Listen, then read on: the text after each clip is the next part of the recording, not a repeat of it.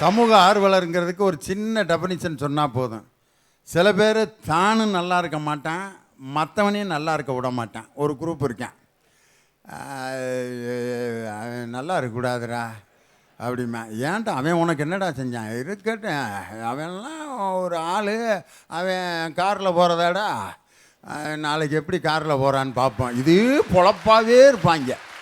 அவனும் கெட்டு மற்றவனையும் கெடுத்துக்கிட்டு இருப்பான். இது ஒரு கேட்டகரி. இன்னொரு குரூப் என்னன்னா, அவன் நல்லா இருக்கிறதுக்காக மற்றவனை கெடுப்பான். அது ஒரு ரெண்டாவது வகை. இன்னொரு குரூப் இருக்குது, அவனும் நல்லா இருப்பான், மற்றவனும் நல்லா இருப்பான். நானும் நல்லா இருக்கேன்னா அவனும் நல்லா இருந்துட்டு போகிறேன், இதில் என்ன இருக்குது அப்படி. இது மூணாவது வகை. நாலாவது வகை ஒருத்தன் இருப்பான், நான் கெட்டு போனாலும் பரவாயில்ல, மற்றவன் நல்லா இருக்கணும்னு நினைக்கிறான் பார், அவன் தான் உண்மையிலே சமூக ஆர்வலர். சில பேர் பார்த்தீங்கன்னா ஊரில் கண்டிப்பாக ஒரு ஆள் இருப்பான், எந்த பிரச்சனை வந்தாலும் ஆள் அவன் தான் வந்து நிற்பான். சில பேர் தெருவில் ஏதாவது ஒரு சத்தம் நடந்துச்சுன்னா ஒரு குரூப் அப்படியே பட்டக்குன்னு வெளியில் வந்து, என்னது, ஏன், யாருக்கு, ஒன்றும் இல்லைப்பா, அப்படியா, யாரா ஓடினது, டே எவன்டா அவன் புதுசாக நம்ம ஊருக்கு வந்தது, கூப்பிட்றா அப்படின்ட்டு உடனே என்ன ஏது அந்த ஆள் தான். என்ன நடந்தாலும், ஒரு தீ பிடிச்சாலும் அவன் தான் முதல்ல இறங்குவேன், ஒரு திருடன் வந்தாலும் அவன் தான் முதல்ல இறங்குவேன், யாராவது ஒரு ஆம்புலன்ஸ் போனாலும் இறங்கி, என்ன ஆம்புலன்ஸ், யாருக்கு என்ன ஆச்சு, ஒன்றும் இல்லைல்ல, ஐயோ அவருக்கா, இந்த நானும் வரேன்ட்டு சைக்கிள் எடுத்துகிட்டு ஆஸ்பத்திரியில் போய் கூடியே நிற்பேன்.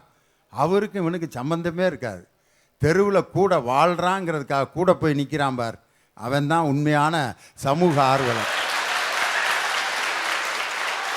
இன்னைக்கு பார்த்தீங்கன்னா ஒரு குரூப் அப்படி இறங்கிடுவான். இன்னொரு குரூப் என்ன செய்வான்னா, தெருவில் என்ன நடந்தாலும் கதவை திறந்து இப்படி பார்ப்பேன், என்னடா சத்தம் போடுறாங்க, அடிச்சுக்கிட்டு சாகுறாங்களா, குத்திட்டேன், சாக போகிறான் போல இருக்கு, சரி செத்த பிறகு அப்புறம் சொல்லுங்கடா, ஒரு மாலையை போட்டு வருவான். அவன் பொழப்பு ஜன்னலோடு முடிஞ்சு போயிடான். அவனாவது பரவாயில்ல, நடந்தால் ஜன்னலையாவது திறக்கிறானே. சில பையன் என்ன நடந்தாலும் கதவை பூட்டிட்டு படுத்தே தான் இருப்பான். தெருவில் அவ்வளோ கலகம் நடந்துக்கிட்டு இருக்கேன். காலையில் வந்து கேட்பேன், என்னடா நேற்று ராத்திரி பூரா ஒரே சத்தமாக இருந்துச்சு, 2 பேர் வெட்டிட்டு செத்து போயிட்டாங்க, அப்படியா, யாரு அவருமானா, செத்துட்டானா, சொல்லவே இல்லை, நீ வெளியே வந்தா தானடா தெரியும், வீட்டில் இருக்க கதவை பூட்டிட்டா உன்னை கூப்பிட்டு எழுப்பி சொல்லிட்டு போவாங்களா எல்லாரும். இன்னொரு குரூப்பு நடந்ததே தெரியாமையே வாழ்க்கையே ஓட்டிடுவேன். காலையில் எழுந்திரிச்சு அவன் பாட்டுக்கு வேலைக்கு போயிடுவேன். ஒரு வாரம் கழித்து, போன வாரம் 2 பேர் இறந்துட்டாங்கடா நம்ம தெருவில், அப்படியா, யாரா அப்படிமா, அப்படியா, இல்லை அவனை நேற்று பார்த்தனே அப்படிமா, அவனை புதைச்சி 1 வாரம் ஆகுதுடா அப்படின்ட்டு. இப்படி எதுலேயுமே பிடிமானம் இல்லாமல் இருப்பாங்க. அதில் பார்த்தீங்கன்னா ஒரு எலக்ட்ரிக் கரண்ட்டு கட்டானா முன்னெல்லாம் அந்த கரெக்டான இடத்துல ஃபியூஸ் ஆஃப் கால்னு எழுத வைப்பாங்க. அப்போ ஒரு இடத்துல அந்த ஃபியூஸ் ஆஃப் கால் எழுதுகிற இடத்துல ஒரு லைன்மேன் உட்காந்துருக்கார். கண்ணு தெரியாதவர் ஒருத்தர் வந்து ஃபியூஸ் ஆஃப் கால் நம்பர் போட்டு எழுதிக்கிட்டு இருக்கார்.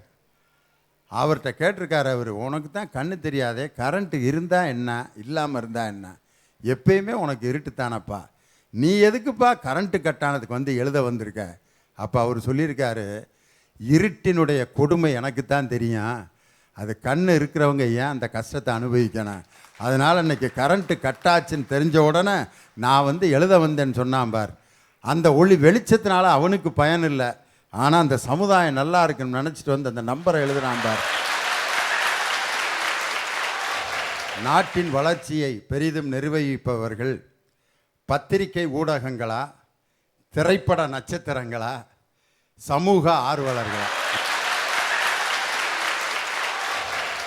சார், முயன்று வரலாற்றை படிக்க வேண்டும், முயன்றால் வரலாறு படைக்க வேண்டும், இயன்றால் வரலாறாகவே வாழ்தல் வேண்டும், நம் அப்துல் கலாம் ஐயாவை போல்.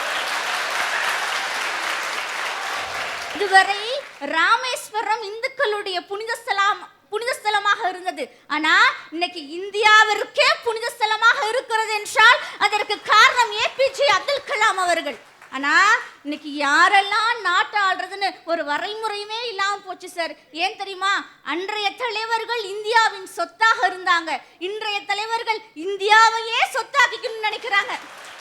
ஆனா அப்துல் கலாம் அவர்கள்ட்ட போய் நீங்க ஏன் என்ன கல்யாணம் பண்ணிக்கலன்னு கேட்டப்ப என்ன தெரியுமா சொன்னாரு? எனக்கு கல்யாணம் பண்ணிக்க கூட நேரம் இல்லைன்னு சொல்லி முழுக்க முழுக்க தன்னை சமூகத்திற்காகவும் இந்த நாட்டிற்காகவும் அர்ப்பணித்த மனிதர். ஒரு புத்தகத்தை தொட்டு பார்த்தால் காகிதம், அதுவே தொடர்ந்து படித்தால் ஆயுதம் என்று சொல்லி உண்ணலாம் உறங்கலாம் என்று இருந்த இளைஞனை படிக்கலாம் உழைக்கலாம் என்று மாற்றியவர் அப்துல் கலாம் அவர்கள். அதனாலதான் சொல்றேன், நம் நாட்டை நிர்வகிப்பதில் அதிக அக்கறை செலுத்துவது முழுக்க முழுக்க சமூக ஆர்வலர்கள் தான் அப்படின்னு சொல்லிட்டு.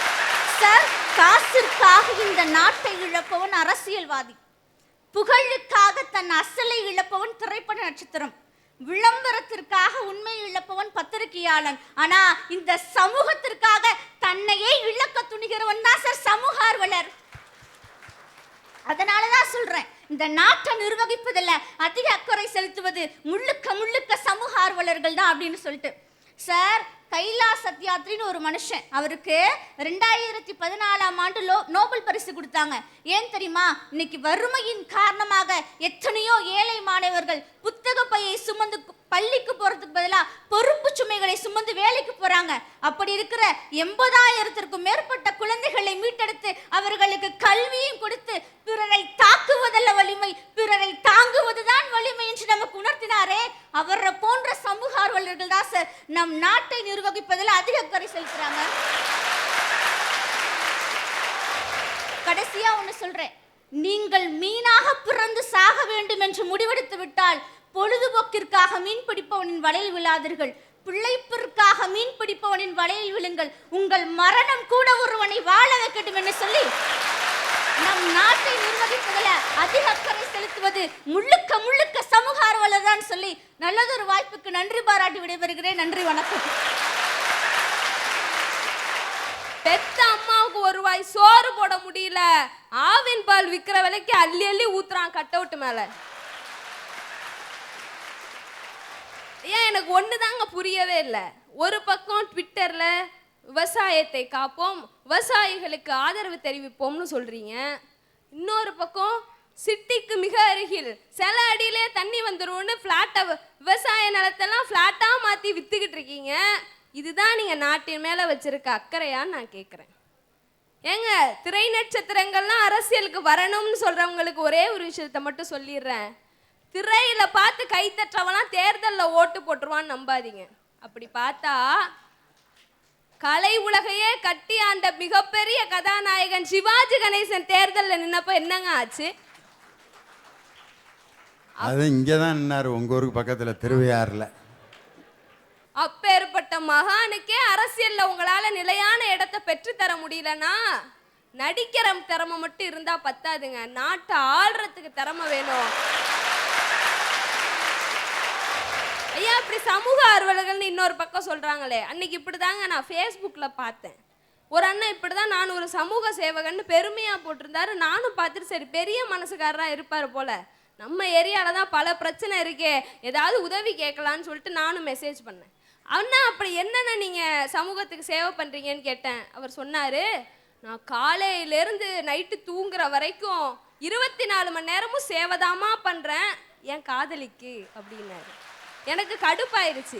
சரி, அப்படி காதலிக்கு என்னதான்டா சேவை பண்றேன்னு கேட்டா அவன் சொல்றான் பாருங்க, காலையில் 5 மணிக்கு ஏந்திரிச்சு குட் மார்னிங் டியர்னு மெசேஜ் பண்ணுவேன், அவள் 7 மணிக்கு பார்த்துட்டு ரிப்ளை பண்ணுவா, அதுக்கப்புறம் அவளை கூட்டிகிட்டு ஆஃபீஸ் போவேன், போகிற வழியிலெல்லாம் அவளுக்கு பீட்சா பர்கர்னு பிடிச்சதெல்லாம் வாங்கி கொடுத்து கொண்டு போய் இறக்கி விடுவேன், மதியானம் மறுபடியும் குட் ஆஃப்டர்நூன் டியர் சாப்பிட்டியாடா செல்லம்னு கேட்டால் ஒரே ஒரு சப்பாத்தின்னு தான் சொல்லுவா. பொய்ன்னு தெரிஞ்சாலும் அதையும் பொறுத்துக்கிட்டு சாயந்தரம் மறுபடியும் போய் பிக்கப் பண்ணிட்டு வருவேன், வர வழியில் ஊரெல்லாம் சுற்றி காமிச்சு ஷாப்பிங் கூட்டு போய் வீட்டில் கொண்டு போய் விடுவேன். அதுக்கப்புறம் அவள் எப்பெல்லாம் மிஸ்டு கால் கொடுக்குறாளோ அப்போல்லாம் நான் என் சொந்த காசு செலவு பண்ணி கால் பண்ணி பேசுவோமா. இப்படி காலையிலேருந்து ராத்திரி வரைக்கும் நான் சமூக சேவை தான் பண்ணுறேன்னு சொல்கிறாங்க. இப்படி நாட்டில் அவனுக்கு சமூக சேவகன்னு கிளம்பியிருக்கான். இருந்தாலும் இந்த இவங்கெல்லாம் பேசுகிற மாதிரி சில உண்மையான சமூக ஆர்வலர்களும் இருக்கிறாங்க, இல்லைன்னு சொல்லலை. அவங்களால என்னங்க பண்ண முடியும்? 2 விஷயம் பண்ணலாம். ஒன்று போராட்டம் பண்ணலாம், இல்லை கேஸ் போடலாம். இப்படி தான் ஒருத்தர் மதுவை ஒழிக்கிறேன்னு செல்ஃபோன் டவர்லேருந்து கீழே விழுந்து செத்து போனார். அவருக்கு இன்னும் அவருடைய சாவுக்கு நமக்கு பதில் தெரியலை. இன்னொருத்தர் வயசானவர் ராமசாமி ஐயா அவர்கள் எல்லாத்துக்கும் கேஸ் போட்டுட்டு தான் இருக்காரு. ஆனால் ஒன்று புரிஞ்சுக்கங்க, அவருக்கு வயசு இப்பவே 86. நீதிமன்றத்தில் நிலுவையில் உள்ள வழக்குகளோட எண்ணிக்கை மட்டும் 2.7 கோடி. இதில் இவர் போட்ட கேஸ் என்னைக்கு கோர்ட்டுக்கு வந்து இவர் வாய்தாக்கு மேலே வாய்தா வாங்கி வாதாடி ஜெயிச்சு இதெல்லாம் நடக்கிற காரியமா? அதுவே உடனுக்குடனே தீர்வு வேணும்னா அது பத்திரிகை ஊடகத்தால் மட்டும்தாங்க கொண்டு வர முடியும். ஏன் ஒரே ஒரு கேள்வி தாங்க எனக்கு. அவ்வளவு பெரிய பாராளுமன்றத்திலே அத்தனை கேமரா வச்சிருக்கீங்க, கேமராவில் பதிவாகிற காட்சியெல்லாம் ஊடகத்து வழியா ஒளிபரப்புறாங்க, ஏங்க சட்டமன்றத்தில் ஊடகத்தை அனுமதிக்கவே மாட்டேங்கிறீங்க? கும்பகோணத்திலிருந்து புறப்பட்டிருக்கக்கூடிய ஒரு புரட்சிகரமான கேள்வி. இதுக்கு உண்மையிலே நீங்கள் பலத்த கைதட்டு கொடுக்கணும். இந்தியாவை ஆட்சி செய்கிற பாராளுமன்றத்தையே நேரடி ஒளிபரப்பு செய்யும்போது தமிழ்நாட்டினுடைய சட்டமன்ற நிகழ்ச்சிகளை ஏன் நேரடி ஒளிபரப்பு செய்யக்கூடாது? இந்த கேள்வி ஒரு சாதாரண அட்சயா என்ற பெண்ணிடமிருந்து மட்டுமல்ல, தமிழகத்தில் இருக்கக்கூடிய அத்தனை மக்களிடமிருந்தும் வந்த கேள்வியினுடைய எதிரொலி தான் இந்த அட்சயாவினுடைய கேள்வி. ஏன்னா அவ்வளோ பயங்க. நான் சொல்றேன், பத்திரிகை ஊடகத்தை சட்டமன்றத்துக்குள்ள விட்டு பாருங்க, ஆட்சி நாளைக்கு எப்படி இருக்குன்னு. ஐயா நிறைவா சொல்றேன், மனசுல பயம் இருக்கிறவன் எவனும் தப்பு பண்ண மாட்டாங்க, யோசிப்பான் தப்பு பண்றதுக்கு. தப்பு பண்ற எவனாவது ஒரு சமூக ஆர்வலரை பார்த்து பயந்து போறானா, இல்லை திரை நட்சத்திரங்களை பார்த்து தலையை தொங்க போட்டு போறானா? டாட்டா தான் காமிச்சிட்டு போவான். ஆனா பிரஸ்ஸுக்கு முன்னாடி மட்டும் முகத்தை மறைச்சி தலையை குனிஞ்சி கூனி குறுகி போறானா, அந்த பயம்தான் நல்ல நிர்வாகத்தை உருவாக்கும்னு நான் சொல்றேங்க. நிறைவா, கருப்பு பணம் வைத்திருக்கும் கலாச்சார அரசியல் தேவையில்லை, கடமை கண்ணியம் கட்டுப்பாடு நிறைந்த அரசியல் தான் தேவை. ஆடல் மங்கைக்கு காசை அள்ளி இறைக்கும் காவல்துறை தேவையில்லை, ஆவி போகும் வேளையிலையும் அடுத்தவரை காப்பாற்றுகின்ற காவல்துறை தான் தேவை. லஞ்சத்திற்கு நீதியை விற்கும் நீதிபதி தேவையில்லை, குற்றம் செய்தது நீதி தேவதையே ஆனாலும் கூண்டிலேற்றும் நீதிபதி தான் தேவை. ஆக மொத்தம் நல்ல நிர்வாகம் அமையணும்னா எங்களுடைய பத்திரிகை ஊடகங்கள் தான் தேவைன்னு சொல்லி, பத்திரிகை ஊடகங்களை தலை குனிந்து படித்து பாருங்கள், நாடே தலை நிமிர்ந்து இருக்கும்னு சொல்லி, எனவே நாட்டின் நிர்வாகத்தில் பெரிதும் அக்கறை உள்ளவர்கள் பத்திரிகை ஊடகங்களே என்று சொல்லி வாய்ப்பளித்தவர்களுக்கும் வாய்மொழி கேட்டவர்களுக்கும் நன்றி கூறி விடைபெறுகிறேன். நன்றி. 16 பேரும் பேசியாச்சு. இப்போ நான் முடிவு சொல்லணும். சமுதாயத்தின் வளர்ச்சியை பெரிதும் நிர்வகிப்பது பத்திரிகை ஊடகங்களா, சமூக ஆர்வலர்களா, திரை நட்சத்திரங்களா? பத்திரிகை ஊடகங்கள். இன்றைக்கி பார்த்தீங்கன்னா, நான் இருந்த காலத்தில் பேப்பரு ரேடியோ இதை தவிர நமக்கு செய்தி கொடுக்கறதுக்கு ஆள் இல்லை. அன்றைக்கெல்லாம் பேப்பர் தான். தேர்தல் முடிவுகள் தெரிஞ்சுக்கணும்னா 3 நாள் ஆகும் ரிசல்ட்டு சொல்லி முடிக்க. தமிழ்நாட்டோட ரிசல்ட். ஆல் இண்டியா ரேடியோ மாநில செய்திகள் வாசிப்பது செல்வராஜ்.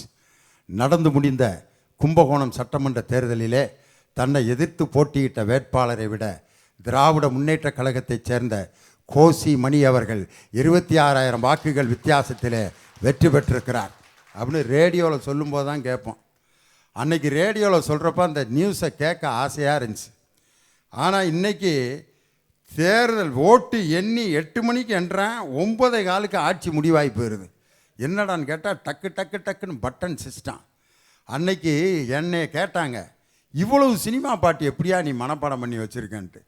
இன்றைக்கி டிவியையோ பென் டிரைவரையோ அல்லது சிடியூவில் கேட்டிருந்தா எனக்கு இவ்வளோ பாட்டு மனப்பாடம் ஆயிருக்காது. எனக்கு மனப்பாடத்தை சக்தியை உண்டாக்கியதே ரேடியோவில் நான் கேட்ட பாட்டு தான். அதுவும் இலங்கை வானொலியில் அந்த அறிவிப்பாளர்கள்லாம் பார்த்தீங்கன்னா, வீட்டுக்கு வீடு வானொலி பெட்டி அருகில் ஆவலுடன் காத்து கொண்டிருக்கும் எனது ரசிக பெருமக்கள் அனைவருக்கும் என் அன்பு வணக்கம். என் நிகழ்ச்சியில் உங்கள் அன்பு அறிவிப்பாளர் KS ராஜான்னு ஒரு அறிவிப்பாளர் இருந்தார். இன்னைக்கு உயிரோட ஒரு அறிவிப்பாளர், இன்னும் அவருடைய குரல் மங்காமல் இருக்கிறது. திரை விருந்து உங்கள் அன்பு அறிவிப்பாளர் BS அப்துல் ஹமீது அப்படின்ட்டு என்ன அருமையான குரல்கள். அன்னைக்கு நான் அந்த இப்போ ரேடியோவில் பாட்டு கேட்டதுனால தான் இவ்வளவு பாட்டு எனக்கு மனப்பாடமாக இன்றைக்கி இருக்கிறதுக்கு காரணமே அதுதான். அதுதான் சொன்னால், புத்தகங்களை படிப்பதும் பத்திரிகைகளை படிப்பதும் ஒரு மனிதனுடைய அறிவை 5 மடங்காக விருத்தி செய்யும் சொல்லி. அதனால தான் முத்தமிழ் அறிஞர் டாக்டர் கலைஞர் 10 சிறைச்சாலைகள் அடைக்கப்பட வேண்டும் என்று சொன்னால் ஒரு நூலகத்தை திறக்க வேண்டும் என்று ஒரு அறிஞன் சொன்னான். அதனால தான் ஆசியாவிலேயே 2வது பெரிய நூலகமான அறிஞர் அண்ணா நூற்றாண்டு நூலகத்தை இன்னைக்கு அமைத்து காட்டியிருக்காருன்னா அந்த படிப்பில் இருக்கக்கூடிய அந்த ஒரு படிப்பு தான் ஒரு மனுஷனை முழு மனுஷனாக்கும். Parachute and mind both are useful when it ஓப்பன்ஸ்ன்னா, பாராசூட் திறந்தால்தான் அது பயன்படுத்த முடியும், மனதும் திறந்தால்தான் அதை பயன்படுத்த முடியும். பாராசூட்டு மனதும் திறந்திருந்தால்தான் அது பயன்படுத்த முடியும். அது மாதிரி ஒரு மனிதனுடைய மனம் திறக்கணும்னா பத்திரிகைகள் படிக்கணும், செய்தித்தாள்கள் படிக்கணும், நூல்களை படிக்கணும். படி படி என்று சொன்னார் பாரதிதாசன். திரை நட்சத்திரங்கள் அவங்க அந்த சமுதாயத்துக்கு என்ன பங்கு செஞ்சாங்கன்னு நினைக்கிறீங்க? மிகப்பெரிய புரட்சியை அந்த காலத்தில் வசனங்களிலும் பாடல்களிலும் கொடுத்தார்கள் கவிஞர்கள், பாடகர்கள். ஆனால் இன்றைக்கி இருக்கக்கூடிய நடிகர்கள் எல்லாருமே படத்தை பார்க்கும்போது சில ரசனையான விஷயங்கள்லாம் இருக்குது. ரஜினிகாந்தோட ஸ்டைலை ரசித்தான்.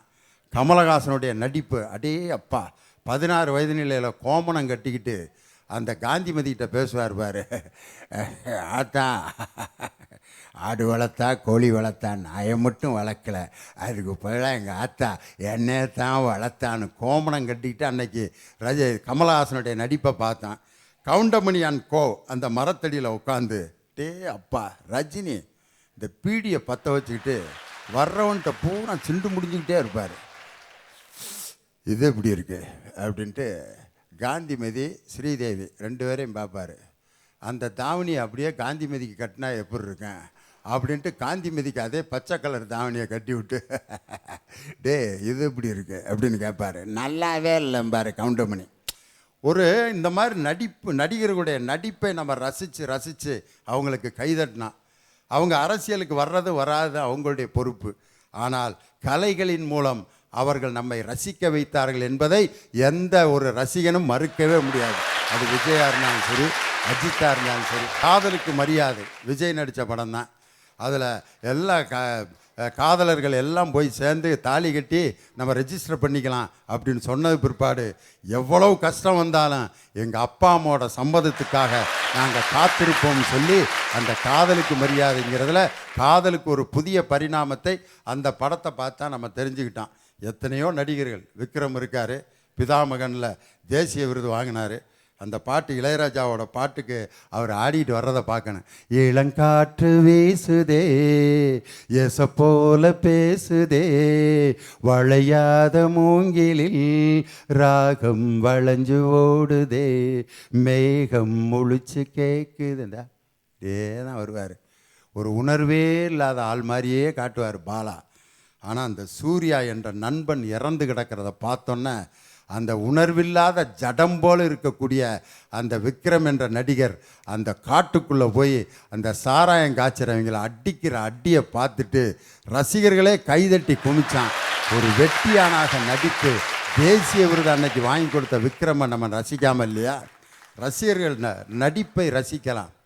கமலஹாசன் பேசாத வசனமா? எத்தனை முற்போக்கு வசனம். வசூல் ராஜா MBBSல சொல்லுவார், டேய் சாமியை நம்புகிறவனை நம்பலாம், சாமியை நம்பாதவனையும் நம்பலாம், ஆனால் நான் தான் சாமிங்கிறான் பார், அவனை மட்டும் நம்பாதன்னு ஒரே வரியில் தந்தை பெரியாருடைய சிந்தனையை ஒரு நடிகன் சொல்லிட்டு போகிறானே, இதை ஏன் நம்ம கணக்கில் எடுத்துக்கக்கூடாது அப்படின்னு யார்? திரை நட்சத்திரங்கள் சொன்னாங்க. எல்லாம் ரைட்டு. ஒரு டிவி இல்லாமல் 2 நாள் இருக்க முடியாதுன்னாரு யார்? மணிமாறன். டிவி இல்லாமல் வெள்ளத்தில் 15 நாள் இருந்தேன், செத்தா போயிட்டேன், கரண்ட்டே இல்லை. அவன் டிவி இல்லாமல் அந்த 1 வாரம் தான் நிம்மதியாக இருந்திருக்காங்க. ஏன்னா செல்ஃபோன் டவரும் வேலை செய்யலை. சந்தோஷமாக வெறும் ரொட்டியும் கஞ்சியும் தான் குடிச்சிக்கிட்டு இருந்திருக்காங்க. ஃப்ரெஷ்ஷாக இருந்திருக்கான். என்ன காரணம் தெரியுமா? டிவி இல்லை, செல்ஃபோன் இல்லை. இந்த 2 இம்சையில் இருந்து தப்பிச்சு ஜனங்க கொடுக்குற கஞ்சியை குடிச்சிக்கிட்டு சந்தோஷமாக இருந்திருக்கான்னா அப்போ அந்த ஊடகம் அவனை எவ்வளவு கொடுமைப்படுத்தி இருந்தா அந்த வெள்ளத்தில் அந்த 1 வாரம் இல்லாததை எவ்வளோ மகிழ்ச்சியாக கொண்டாடினா. ஊடகங்கள் இல்லாத அந்த உலகத்தை கூட நாம் வாழ்ந்து விடலாம். அதே மாதிரி சினிமா தியேட்டர் ஒரு 15 நாள் 3 நாள் கூட நம்ம உயிரோடு இருந்துடலாம். ஆனால் சமூக ஆர்வலர்கள் இந்த நாட்டில் இல்லாட்டி இந்த சமுதாயம் வாழுமா? நெல்லுக்கு இறைத்த நீர் வாய்க்கால் வலியோடி புல்லுக்கும் ஆங்கே புசியுமாம். நல்லார் ஒருவர் உளரேல் அவர் பொருட்டு எல்லோருக்கும் பெய்யும் மழை அப்படின்னு சொன்னான் பார்த்தியா. அந்த நல்லார் யாருன்னா அவன்தான் சமூக ஆர்வலர். பேரறிஞர் அண்ணா காரைக்குடிக்கு ஒரு கூட்டத்துக்கு போயிருக்கார். அன்னைக்கு அவர் முதலமைச்சர். போயிட்டு எப்பயும் தொண்டர்கள் வீட்டில் தான் தங்குவார். அன்னைக்குன்னு செட்டிநாட்டு அரசருடைய வீட்டில் போய் தங்கிட்டார். தொண்டர்கள்லாம் அண்ணா பாரியா பெரிய ஆள் ஆகவும் நம்மளையெல்லாம் விட்டுவிட்டு செட்டிநாட்டு அரசர் அவர் வீட்டில் போய் பெரிய அரண்மனையில் தங்குறாரு அப்படின்னு சொல்லி அண்ணா வந்தோடனே கேட்குறாங்க, ஏங்கண்ணா இவ்வளோ நாள் வந்தால் எங்கள் வீட்டில் தான் நீங்கள் தங்குவீங்க, சாப்பாடு போடுவோம், சாப்பிடுவீங்க. இன்றைக்கி நீங்கள் பெரிய ஆளாகவும் செட்டிநாட்டு அரசருடைய அரண்மனையில் போய் தங்கிட்டீங்க. அண்ணா சொன்னார், அரண்மனை வாசத்தின் சுகத்திற்காக நான் அங்கே போய் தங்கவில்லை.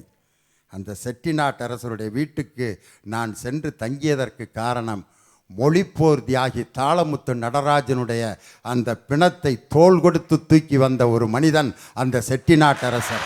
அந்த மொழியின் மீது இருக்கக்கூடிய பற்றின் காரணமாக தான் அவர் வீட்டில் போய் நான் தங்கினண்டான்னு சொன்னார் பத்தியா. இந்த சமுதாய சிந்தனை உள்ளவர்களால் தான் இன்னைக்கு சமுதாயம் வாழ்ந்து கொண்டிருக்கிறது. அதனால் தொலைக்காட்சி இல்லாமல் வாழ்ந்து விடலாம், திரைப்படங்கள் இல்லாமல் வாழ்ந்து விடலாம். சமுதாயத்தில் இருக்கக்கூடிய நல்லவர்கள் குறைந்து விட்டால் சமுதாயம் நாசமாகி போய்விடும். இப்படிப்பட்ட சமுதாயத்தின் மீது அக்கறை உள்ள சமூக ஆர்வலர்கள் தான் இந்த நாட்டை பெரிதும் நிர்வகிக்கிறார்கள் என்று இந்த வரலாற்று சிறப்புமிக்க கும்பகோணத்தின் இந்த நல்லா பேசுங்க நல்லதையே பேசுங்க விவாதத்தை நிறைவு செய்கிறேன்.